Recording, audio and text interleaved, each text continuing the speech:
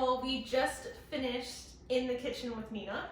I thought it would be really fun to kind of, I know that was very focused on the recipe and how to make it so everyone can create it, but I want to know a little bit more of how you learned the recipe, who you learned it from, and what was your, like, how far back can you remember when I guess you learned how to do it?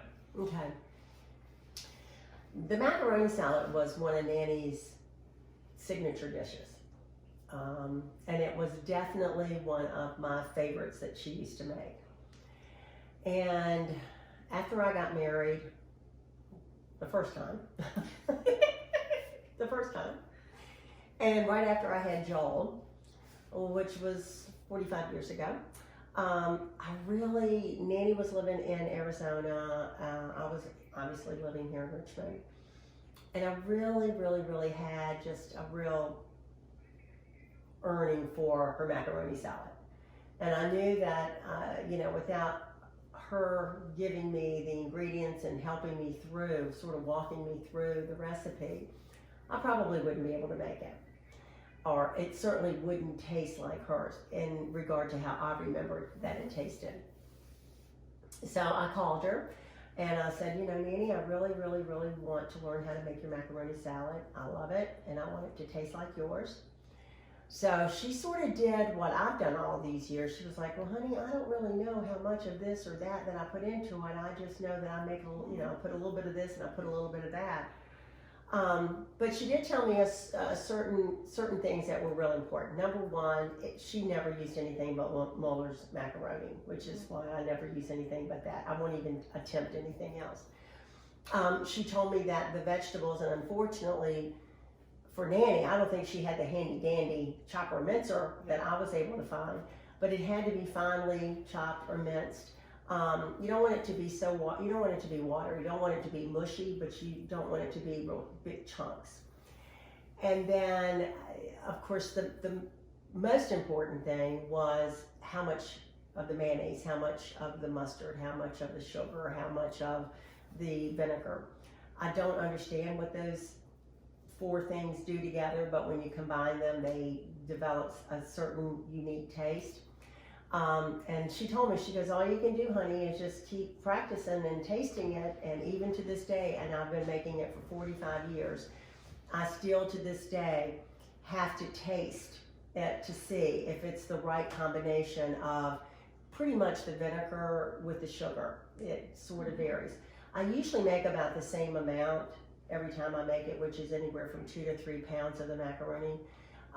So I sort of have a handle on, I know how many cups of onion, I know how many cups of green pepper, I know how many cups of celery. You're a pro. But, well, you just sort of get used to it. You make it for long enough, you get used to it. But the difficult part is really getting that right combination of the mayonnaise, the apple cider, the little squirt of mustard that you put in it, which I don't think it does anything but add color, but the sugar. So if you make it, just know that you're probably going to have to keep tasting it until you know that it gets to sort of that taste that you remember the macaroni tasting like. But she also told me one of the biggest keys is let it sit overnight. It needs those ingredients, and those 3 vegetables really need to sort of soak it all in. Yeah. And then you don't have it's not real creamy, it's not real mayonnaise-y, which I find most people prefer because a lot of people, more people than not, don't care for anything to be real mayonnaise-y. Like Mike. Yeah, Mike won't eat it, but I think he does eat the macaroni salad. But I'm not sure. But it seems to be a favorite of the family, some more so than others. But, and we've even, added a few members to our family like Dustin that really seems to enjoy it. So I always make extra to make sure that they have some for the next day after. So that's how I learned to do it. So for those of us, because I know Nanny lived far away for most of the time that she was living when I was alive. Yeah. So I have a lot of memories of her, but I also don't have. It's not like you, where I have lived all my life with you. She lived in Arizona, so I don't have a lot of. I can't recall her being in the kitchen. Yeah. So what was Nanny like for like the me's, Maddie's, those of us that didn't have the opportunity? Like, what was she like in the kitchen? She was an incredible cook. She truly was. I mean, Nanny's range of what she could make was amazing. And she came from that era that really didn't measure things. They just learned as they were growing up. And she learned, of course, from her mother, which was Grandma Hattie. And Grandma Hattie is the master of making yeast rolls and homemade biscuits and fried apples and what else did she? Oh, dumplings. Oh my gosh, nobody could make dumplings like Grandma Hattie. But they came from that time that it was all just, they grew up watching and learning, and they didn't measure anything. And I spent a lot of time with Nanny when I was younger, a whole lot of time. And I really credit her to pretty much my cooking skills because I would watch her. And she was in the kitchen, she was very comfortable. You could tell it was something that she poured her heart into. She really enjoyed doing it, and she really enjoyed being able to, the finished product, and watch her family sit down and just devour it and love every single, bite that they took. So that, I have to say, was my real, the person that influenced me the most, and the person that I sort of learned how to do things. Everybody cooks differently. I cook a lot. Even between you, Mom, and Sissy. Yeah, we You all have your specialties in different styles. Yeah, we really do. It's funny. Shannon's definitely the baker of the family, no question. She can knock out any and everything that you bake. She's a good cook overall, but baking is her forte. Your mom, she does a really good job with different casseroles. Yeah, and she does a lot of appetizers. She loves making appetizers. And I think that's the key. If you genuinely, personally like what you're making, if it's a favorite of yours, you're gonna probably do a better job. Yeah. I can't think of. I mean, I enjoy cooking, but I don't enjoy cooking something that I personally don't like. And I know that sounds sort of terrible, but I think you put more into it. If you don't, why would you want to? Yeah, but sometimes there's certain things that people enjoy or want that I'm not a real big fan of. I'll make it, but I can tell that when I'm making it, it's like I want it to be good for them. But it's like, people tend to excel when there's passion behind it. Yeah. And I think you can see so much of the passion behind all three of your foods. And I find it interesting and I think it's just because I've never asked, I didn't realize it went as far back as Grandma Hattie being really into cooking, because it's so interesting, because really only what we've been exposed to have been you, Mom, and Sissy. Right. And with all three of you, it was very homemade meal every single night. Yeah. Everyone sits down Yeah. and eats, and that was our entire childhoods. Yeah. And I can't speak for anyone else, but I think everyone else is actually the same. Dustin and I sit down and have a home cooked meal every night, and so much of our generation doesn't do that. I have so many friends that I don't know how they afford eating out so much or getting stuff picked up or delivered. But we cook dinner together, or whoever gets home first cooks the other one, and we just we sit down and eat together every single night.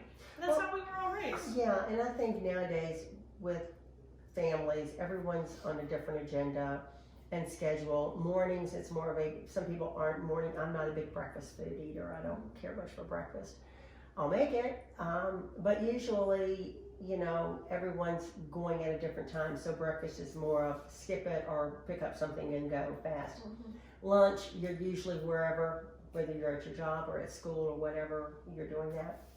But dinner was always, ever since I can remember, that was the one meal that the family all gathered. Everyone was at the table together, from the time I was small until I grew up, and even when Joel and Neil and Prox, when they were growing up, it was always we sat down and ate dinner together. I mean, I came home every night and I made a meal, and I made it from scratch, and I didn't make, anything. I didn't do takeout or, frozen pizzas and things and TV dinners. We didn't do that. We sat down and had a meal.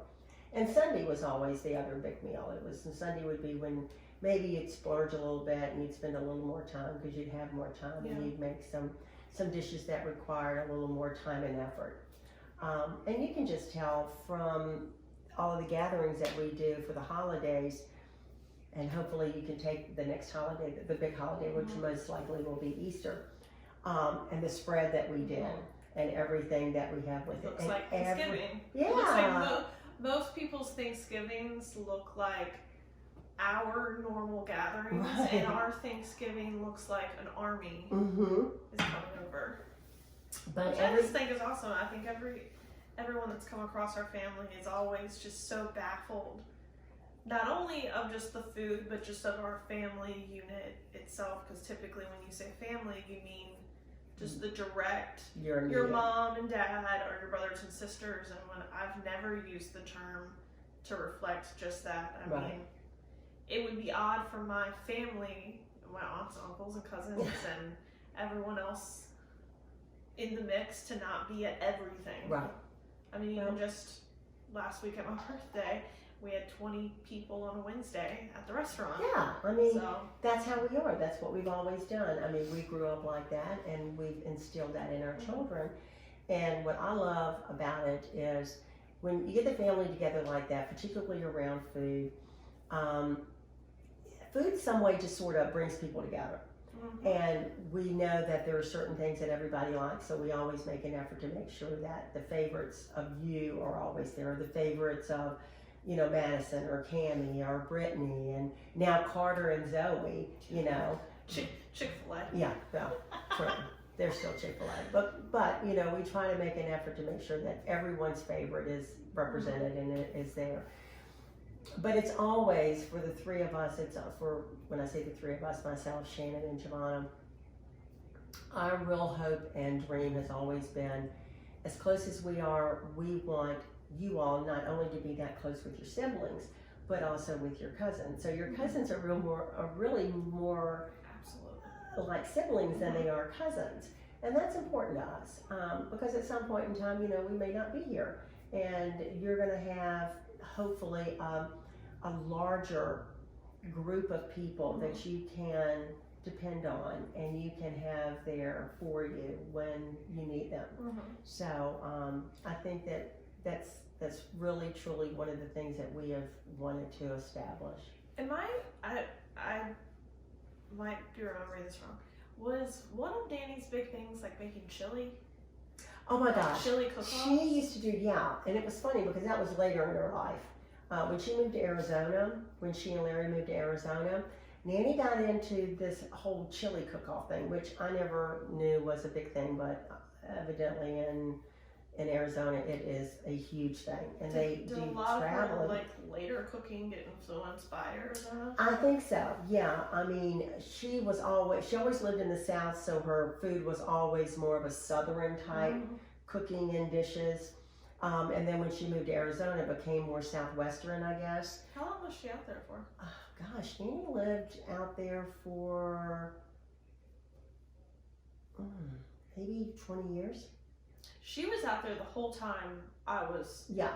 Before she got sick and they made her come back. Yeah. Because Joel and Neil were young and they went out and spent a whole summer with her. So yeah, she was out there a good 20 years. She loved it. Taking her out there?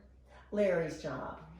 They moved there because he worked for IBM, and so he moved out there for their job. I guess Mama and Granddaddy were married at that point. Mama and Granddaddy was still alive, but they were married. They lived here in Richmond. We all lived here in Richmond.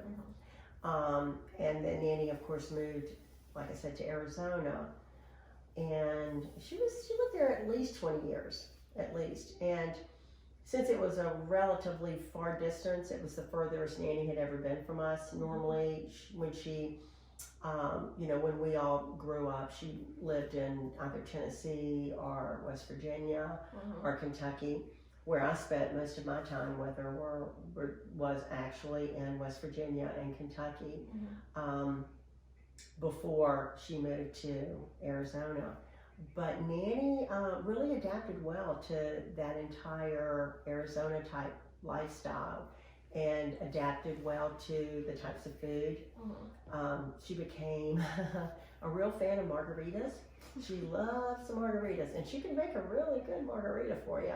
And she got really, she got really attached to a lot of Mexican foods, like quesadillas. I remember like a lot of peppers and stuff. Yeah, yeah.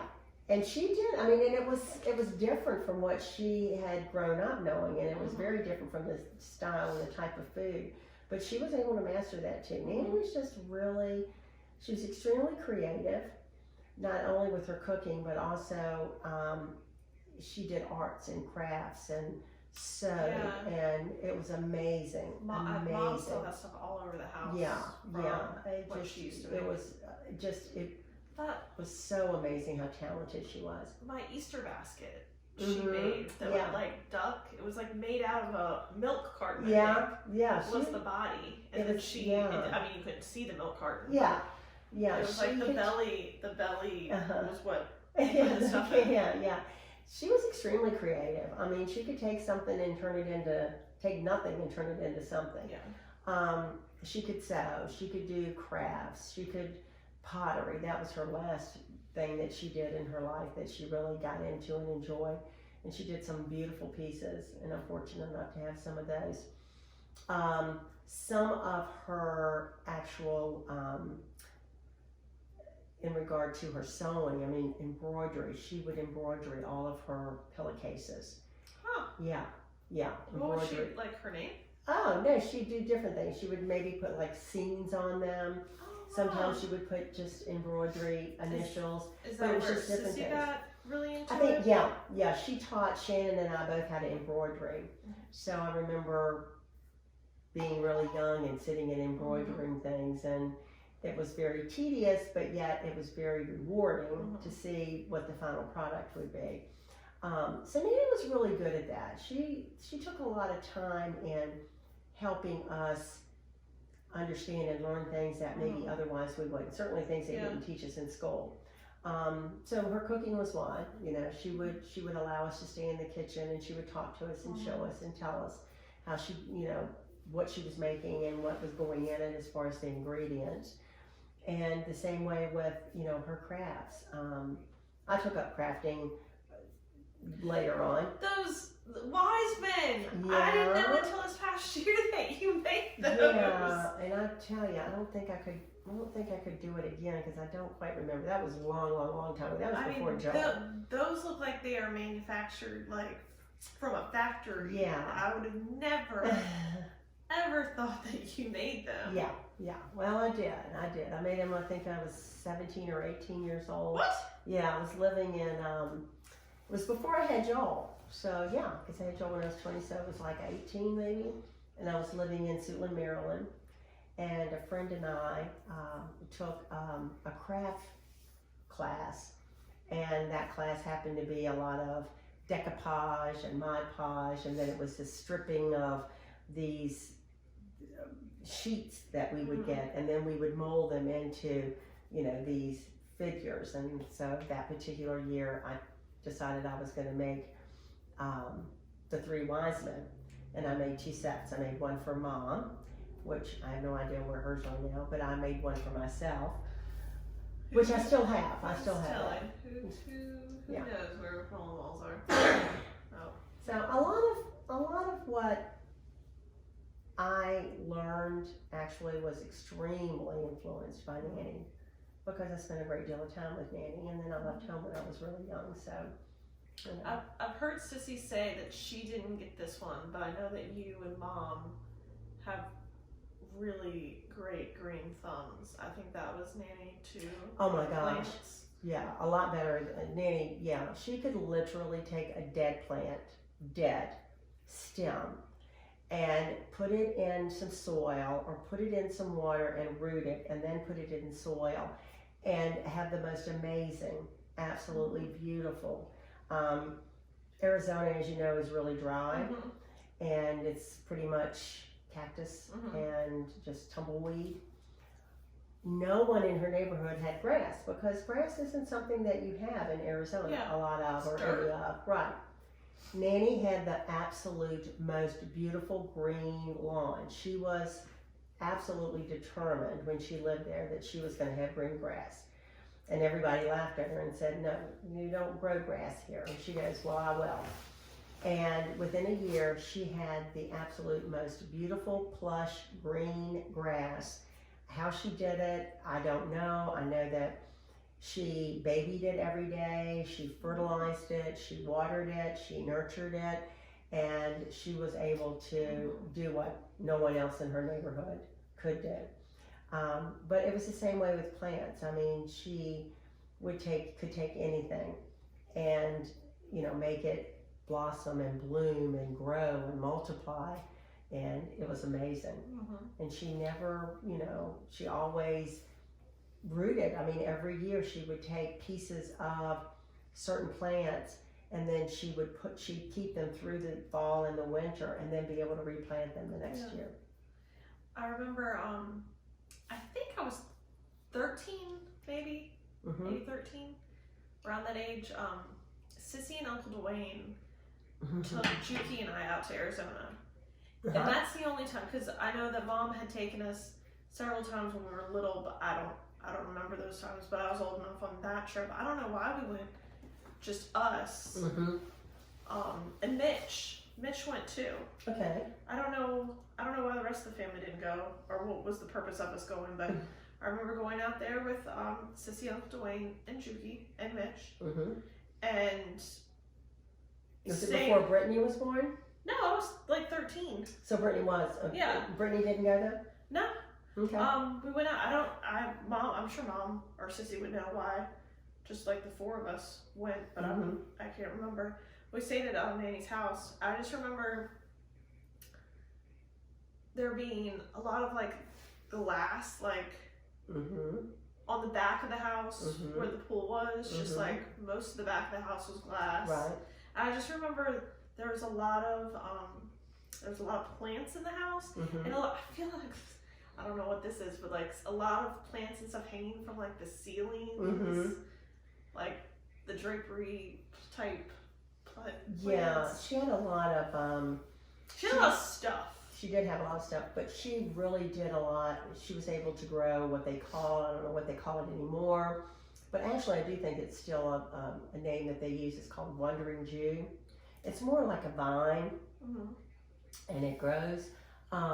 So she would have a lot of that, a lot of philodendron, that type thing. They're pretty hardy plants, but yet they grow into long vines and things. I remember a lot of plants in our house, and I remember that summer, as clear as day, we were out at the pool, and she told me, Heather, you're built like a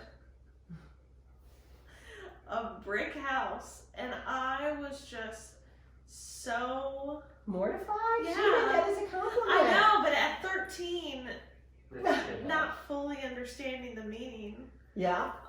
Yeah, she said a brick shit house. Yeah. That's what it's called. And I just was like, my great grandmother thinks I'm huge. Like that's like, but now, fully understanding that now, and being a full-figured gal, that was quite the compliment. It was very much the compliment. Nanny was one that spoke her word, Yeah. She wasn't nothing. She didn't care who you were. Oh, She would tell you whatever you thought. I remember that about her. Yeah. I do remember on that trip, very clear as well. It's funny how food resonates so many memories.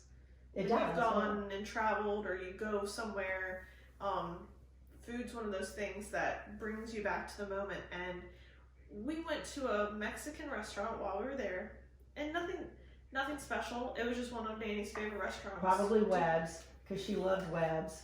Oh my God, she went there every afternoon for margaritas. It was just one of those places, and I think for the first time, or at least like the true traditional way of having it, fried ice cream, and that I just remember being so good. I don't think that I've had anything even similar to it, because I have tried it since then, because I just have this memory of it just being so good when we were there. But nothing has topped it. So I gotta go back to Arizona and have fried ice cream. Exactly. Well, Webb's was one of her most favorite places. It wasn't too far from the house, but they did killer margaritas when we went to visit. Mm-hmm. We went to Webb's. Great hamburgers, awesome hamburgers. But they were known for the margaritas and their Mexican food.